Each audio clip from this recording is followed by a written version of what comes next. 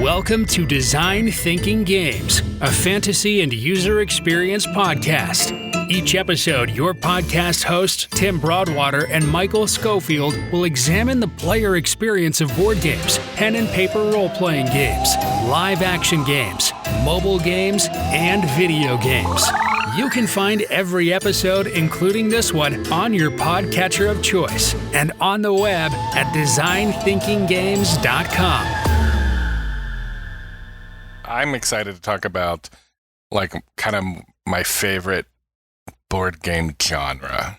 And for me, that is collaborative board games. And, as we've talked before, I actually specifically look for board games that have a very low or quick turnaround to start to learn the game.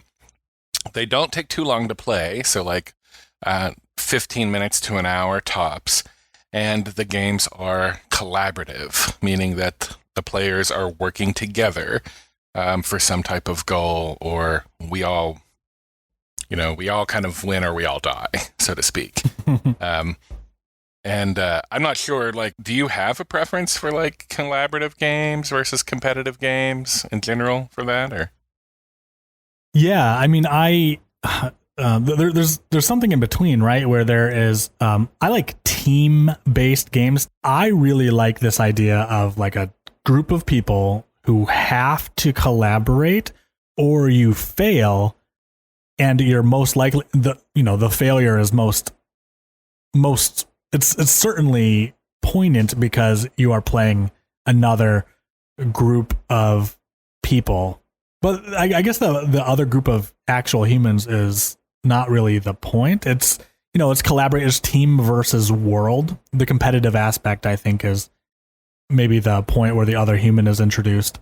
But I love it when, frankly, the lack of teamwork, a breakdown in cohesion means a failure.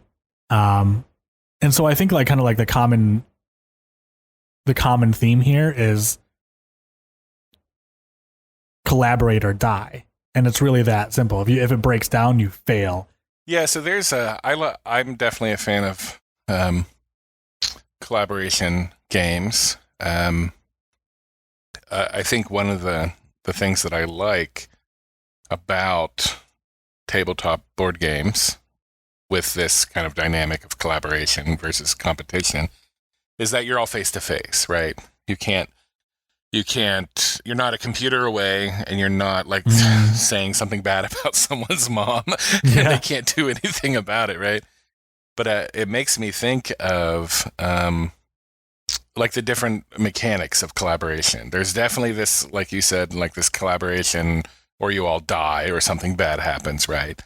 But there's also collaboration for achievement of a goal or treasure, monetary incentive, but there's also this collaboration to help others kind of things, which and I like them all, to be honest. I've actually slowly moved away from competitive board games just because there's only a couple that I really like, and it's just because they're hilarious, and so the competition kind of takes a backseat to it. The collaborative ones that I like,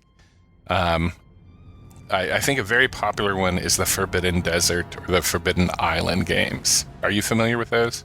I am, yeah. In fact, I almost got a copy of Forbidden Island for my kid recently when we ventured from our pandemic lockdown to the comic book store for the first time, and it was right there on the shelf. And I know you're a fan, and so I was right there. I almost bought it. Yeah, so the Forbidden Island one is probably I think is the first one. I think it's the first one. Mm-hmm. Yeah, but essentially the island is sinking every round, and you are a collection of people that have different skill sets that are trying to help each other.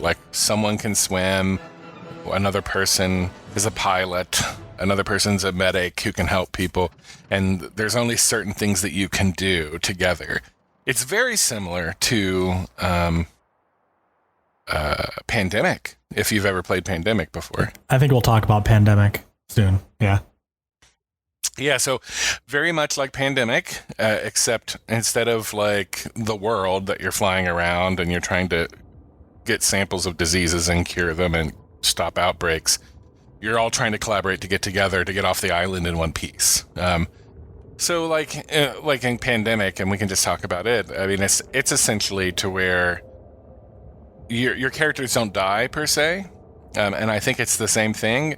Like when the island sinks, it sinks. I think they imply die. Yeah, with like so. Yeah, when the outbreaks grow large enough, right? Yeah, so the conceit of Pandemic is that you are all an assortment of mostly medical experts, but there are different kinds of experts in there, especially like logistical ones or military experts. But you are among the best of the best. There are a variety of roles that 1 to 4 of you can pick. And there's a massive global pandemic that is spreading, and it goes from city to city. You know, there are a number of cities linked to Chicago. And if the pandemic gets to a certain density in Chicago, it spreads to the other cities. Mm-hmm. But I think I think implicitly, if you lose, you failed, right? You know, and it's just one of those things where, you know, what is the end result of a pandemic you failed to stop? And that's kind of how I read it. I look at it bleakly. It's like, oh no, this is a pre-apocalypse game, you know? Yeah, I believe that Forbidden Desert and Forbidden Island is like you all escape or the island sinks. You know, it's timer based, and then as the tide rises, you know, more island sinks. But I mean, I love this genre of game. So there's also another one that's called Castle Panic. That is the game to where you all are defending a tower in the middle of this. You're kind of at war, I guess. And so you all have different abilities. If you're like a fighter versus someone who's a range elf or a spellcaster or whatever. But you have different things that are going to help with the oncoming orc goblin hordes that are like every round there's more, and they keep appearing. And you can set up barricades and you can do certain things, but it is very much like if the tower is completely destroyed and breached, you're toast. Everyone loses, you know. So I think those games have this great kind of lasso, right? Which is like, hey, let's all play. We all can either win together or we can all lose. Yeah. But it kind of emboldens everyone to like want to beat the circumstance, right? Or to, instead of each other, like trying to fight each other, they're trying to survive this kind of very difficult situation. Yeah, it's interesting because, you know, certainly in Pandemic and, you know, Castle Panic, I guess it's probably true in the Forbidden games as well, that, I mean, there is I wouldn't call it hostile, but there is a challenging aspect to, you know, this sort of teamwork in which, you know, one role is better for a specific job than the others. And I think the conflict comes in not just from, you know, players, plural, against the world, but also probably internally, who gets to move forward, who gets to take this action, whose strategy is the best strategy. Yeah, there's a lot of... Some people don't like the collaborative games, I think, because there is a lot of, like, we have to table talk and work together. And I maybe want to do this action, which I think is super cool and, you know, or it's something that I think is going to be effective. But the other person on my team who's also collaborating with me to avoid, like, drowning or a pandemic or, like, whatever, right, may have a suggestion, which is, hey, no, why don't you wait this turn and do this next turn, and that will help us better. And that's a lot of that table kind of, like, I hate the word, everyone hates the word team building, right? But I mean, but it's Sure. It's very much that working with other people dynamically and not having so much an ego about it, but just kind of keeping eye on the prize of like, well, what is it we're trying to do? And there is no me in this per se. There is a me, that I'm playing, but it's the importance of us surviving is more important than my particular actions or choices. Well, I can understand why people hate that kind of stuff, right? Sometimes because it requires a kind of humility, right? Or you get humbled when the rest of the party outvotes you, right? So there is a problem there. I mean, collaborative games in which the humans themselves, the players themselves, aren't prone to collaboration or interested in collaboration, or one is definitely used to leading until, someone else has a better character or plan than they do. But that's the kind of stuff that I love. Like, I think that this kind of collaborate or die style of game really requires you to face that strategic problem. It's a people problem game. The challenge is hard. The game is hard. The math and the dice rolls, if there are any, are, the mechanics make the game. But you really have to, participate and people manage and be a team for it to work. And that's why I like, you mentioned that there's another kind where it's like, hey, you all work together to, like, the better you work together, the better the prize. And those games don't catch me. I like win or lose, collaborate or die, because it really forces the issue. If you are a bad team, you will lose. And I like that the game forces you to confront that. I agree with you. I think of exactly what you're describing is, to me, like Pokemon Go raids. Like, essentially, it's like, well, we're not technically losing, but like, if we're not successful, we don't get a chance at capturing, the rare Pokemon, right. Or and the same thing with kind of which that I'm kind of cracked out on Monster Hunter. Like, yes. I love it. Like, you go into this timed match, which is like 15 minutes long. Your goal is to like capture or kill a monster, to harvest its part, to make more weapons and armor to fight even more monsters. But technically speaking, if you lose the match, which in Monster Hunter, like, if anyone gets KO'd, like knocked out or fainted 3 times, it's over. And so there's not really a big, you maybe lose a little money, but there's no, like, you could totally be an asshole and just do what you want to do if you wanted to. Unlike a game that I just started playing last year, and I don't know if you've seen, but it's kind of popular, Phasmophobia. Have you heard of that? Oh my gosh, I have. It's actually been suggested as, like, funny that you mentioned team building earlier, as a it's a leadership exercise. I was like, hey, let's go play. I can't say. I always want to say like Phantasmagoria or something, which I think is like a horror magazine. That's Fangoria. Fangoria. Wow, there you go. That's what I'm thinking. But I love this idea of ghost hunters. I mean, this is a genre. Oh my god, I love it. I've been dying to play it. I'm an Xbot with not a very good PC, so I've just been reluctant to fire up these PC games because I'm just assuming that they're gonna suck for me.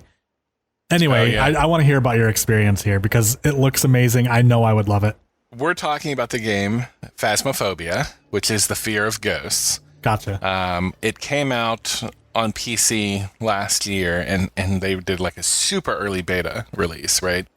And then you could kind of play it, and then the actual game proper came out, I think, February or March of this year. But unlike Pokemon Go or like Monster Hunter, you don't get a big payoff. You're in it for the research. I mean, you get a little bit of cash, from completing like collaborative matches, but essentially, like, there is no incentive to like work together apart from you're wanting to see if you can uncover the ghost. Oh, hang tight real quick. Let me, because I know enough that you are, you're a researcher. You're kind of a ghost hunter, which maybe that's not right. But that was my intent. That's my impression. You just said the word like match. Is there an end? Do you win? Or do you just essentially persist? like you log in and you are in your garage, and it's what you've turned into your garage into like this is our ghost hunting, kind of garage, or taps. This is where we taps is my garage. Yeah. Yeah, you know what I mean. So it's basically where we should reference the Atlantic Paranormal Society, taps from Ghost Hunters, the show that it was on Sci-Fi, I think, with Jason and Grant, and recently rebooted with just Grant. Oh, boy, wow. I know this. I know.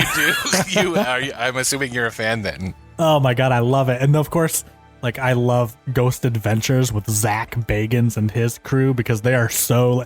Zach Bagans is a goth bro, right? He wears all black, and like his early episodes, he was wearing those Hot Topic pants that were like really baggy with straps in between each leg. But he's also jacked. I mean, he's like 6'1", 6'2", and he's just fully muscled. And he goes around challenging the demons. Like it's like if you have to enter somebody, enter me. Yeah. So, anyway, that's it. Phasmophobia, take it. Yes, Phasmophobia. Phantasmagoria is actually a game, and then Phantasm is, I think, the movie that I'm thinking of. So it's a lot of crazy convoluted stuff. But essentially, yes, you start the game, you're in your taps kind of ghost hunter makeshift garage, and you got like $20 in your pocket. That's it.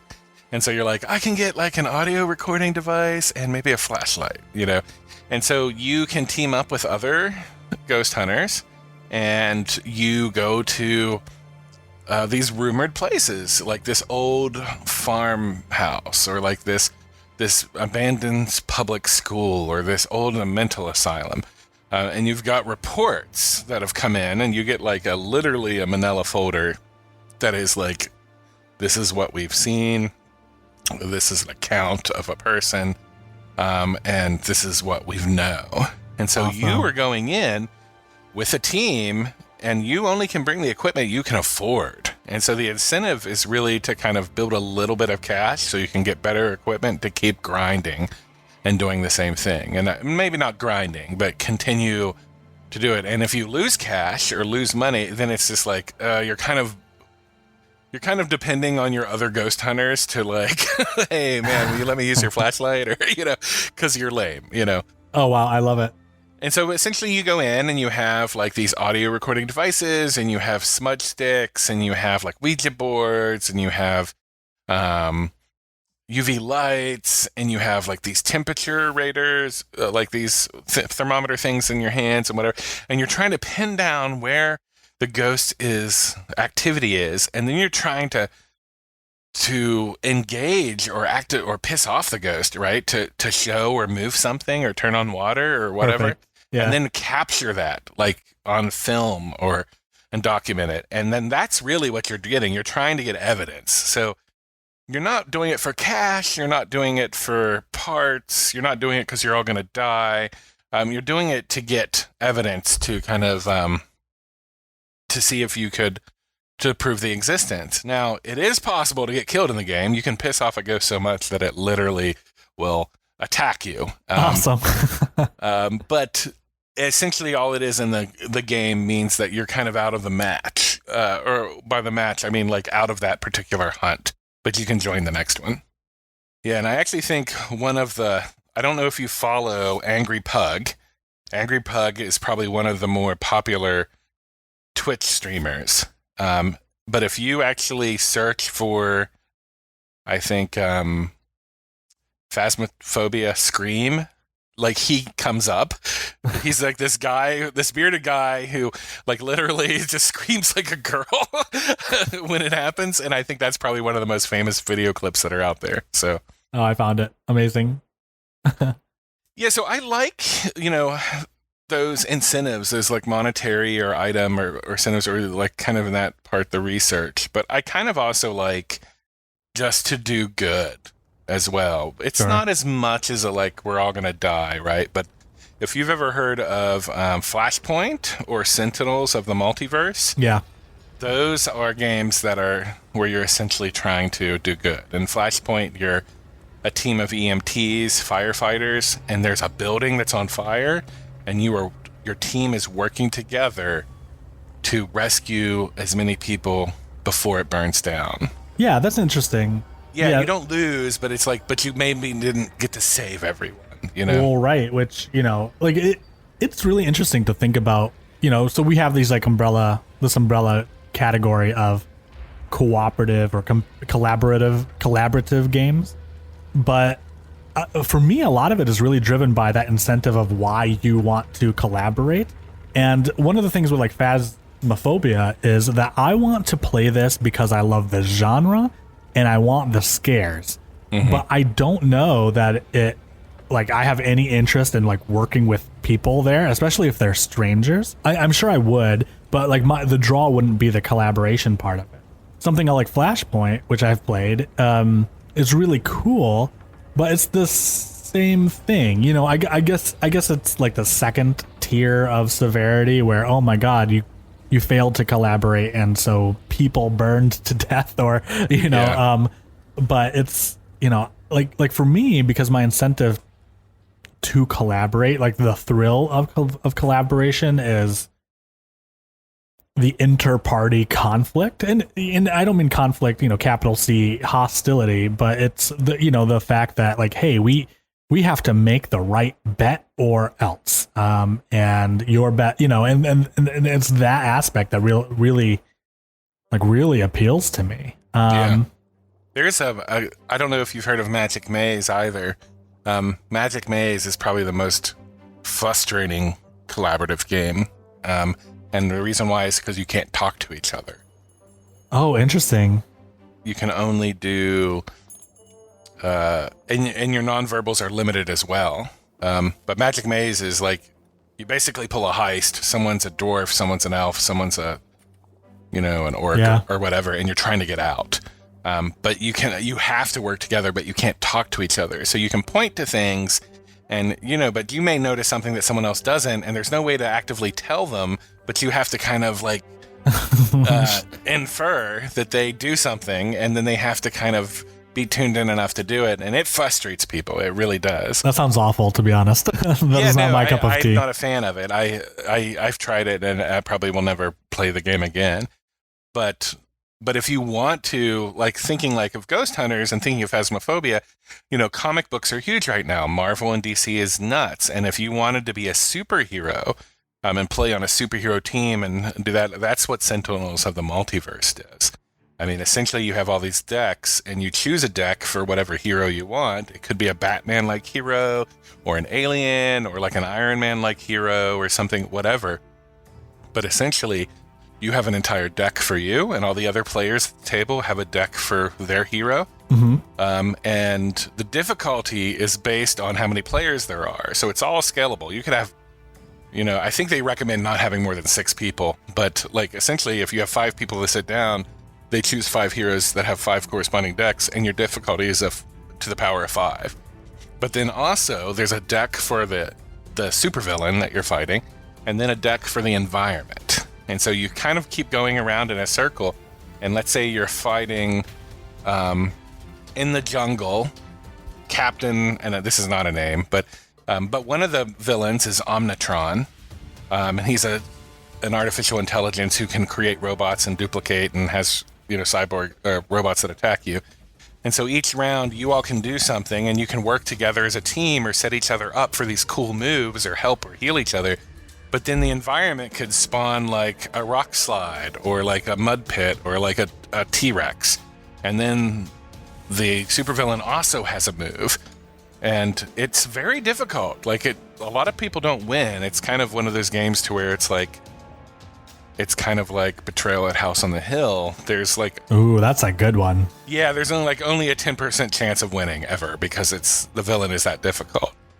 Yeah, I was gonna ask, like, so with with Sentinels, can anyone play the villain? The villain plays itself. Okay, you shuffle the deck, and then the environment, you just pull the top card, and it does what it does. Yeah, yeah. That's interesting. So, but there is this kind of like collaborative type of game, which is, given 5 players at the table, 4 versus 1, where there is, a betrayer among the party.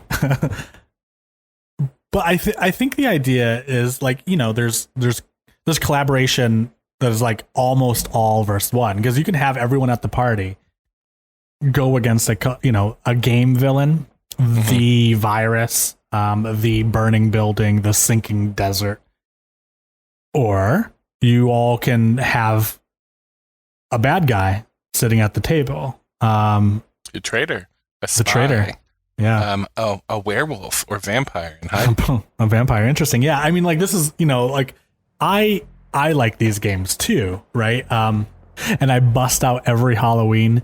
There's this game called like Last Night on Earth, where you're a bunch of like high school jocks and maybe a cheerleader. I mean, of course, you could be the nerd, or you can be the teacher or the town sheriff who was at the high school for some reason. And there is a zombie outbreak, and a player plays the zombie. Usually, what happens, at least like on Halloween, we throw like a little party or whatever, and have like like our adult friends come over and force their kids and our kids like upstairs. So, and watch Monster Squad while we play something. Dude, if I could get my kids to watch like Monster Squad, amazing. I might. I'll just have to force it. It's like, this is what you are doing. But what happens is like we actually have a bunch of people at the table. We'll have like 5 or 6, and like 2 people can play the zombies, and then the rest can play the. They're not heroes. They're really bad characters who should die in horror games. They're the kind. They're like they're the dimwit who like like runs up like a half complete ladder and just gets like stuck up there. Shit like that. Some of them are meant to die, but that's the idea. It's like you have to cooperate, because the notion is that, oh my god, zombie apocalypse at the high school. There's a truck. There's only one truck in the parking lot. And for whatever reason, the keys are in the library and it's out of gas, and the extra gas is in the storage shed.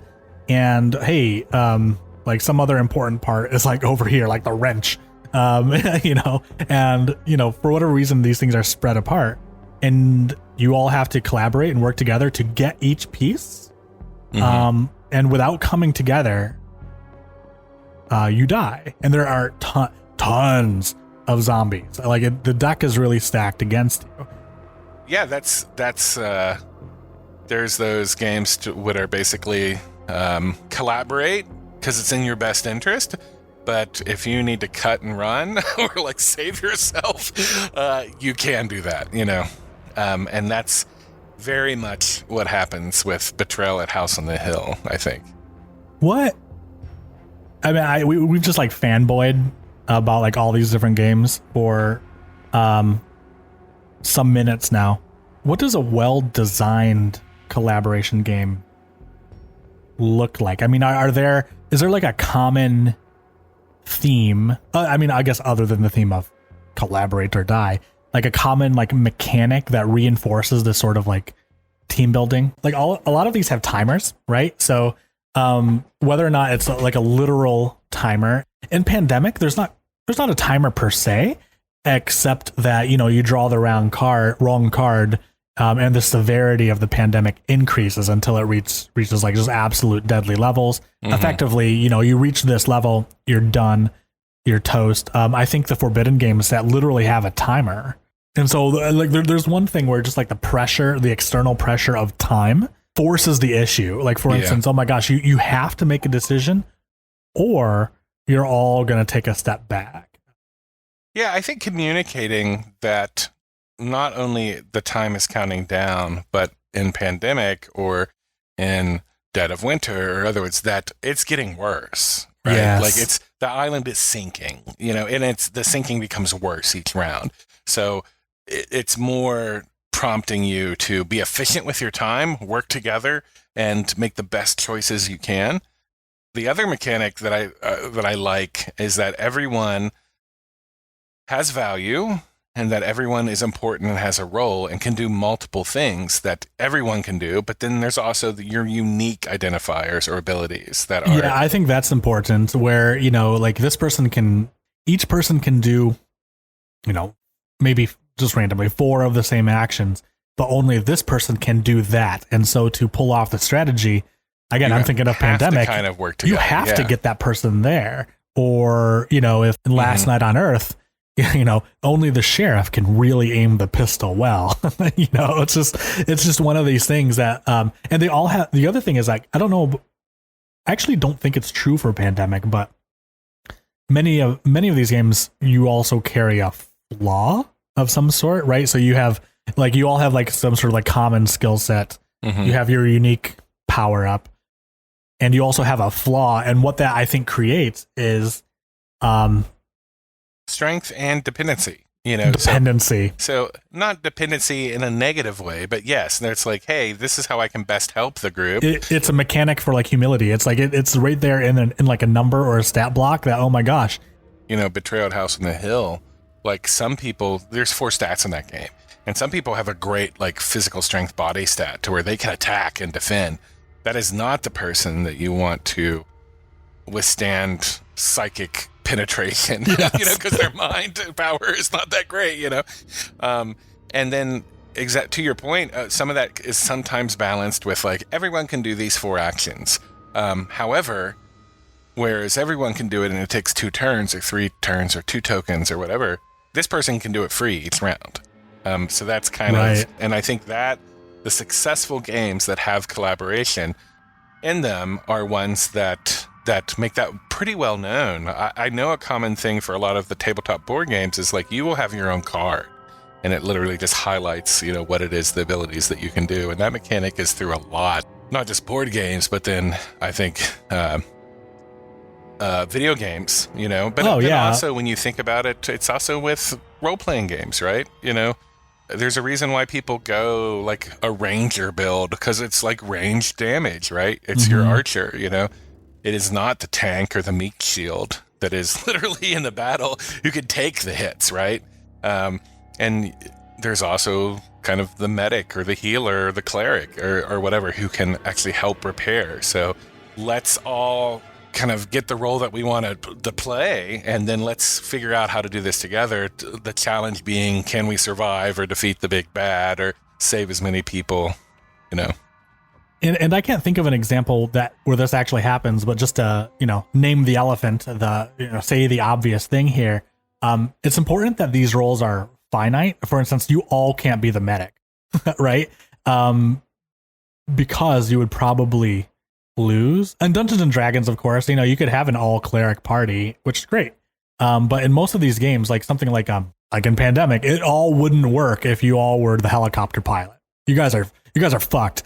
Yeah, exactly. Here's a challenge to you. If you've never played like Dungeons and Dragons or a role-playing game to where you've done that before, I've done it before where we were all wizards or we were all clerics or, and it changes things. You can't tank per se. You have to summon something to tank so you can get some spells off, I mean, it's possible to do it, and I like games that have that amount of bend, right? If you it increases the difficulty level, like exactly. In a way, yeah. And instead of having we have all of our kind of core needs: range damage, crowd control, healing, buffing, but then also melee damage and tanking, kind of like all like handled.